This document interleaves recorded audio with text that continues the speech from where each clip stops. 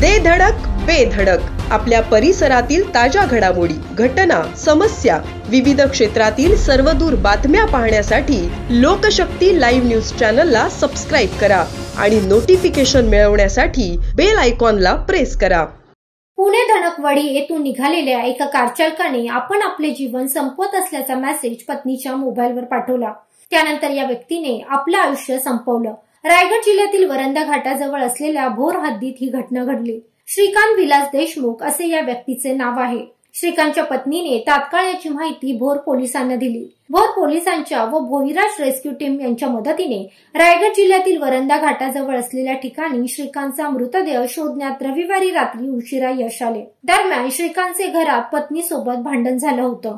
याच वादाचा राग मनात धरून श्रीकांत कार घेऊन भोर घाटाकडे निघाला। मी आत्महत्या करत आहे असा मेसेज पत्नीला पाठवून त्याने आयुष्य संपवल्याचे पोलिसांनी सांगितले। या घटनेनंतर श्रीकांत देशमुखची पत्नी व 2 लहान मुलं भोर पोलीस स्थानकात दाखल झाली होती।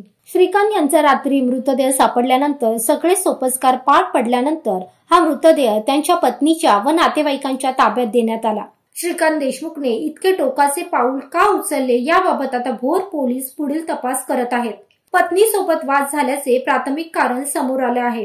श्रीकांतच्या पश्चात पत्नी, 2 लहान मुली असा परिवार आहे। श्रीकांतच्या जाण्याने हळहळ व्यक्त होत आहे, तर देशमुख कुटुंबावर मोठा दुःखाचा डोंगर कोसळला आहे।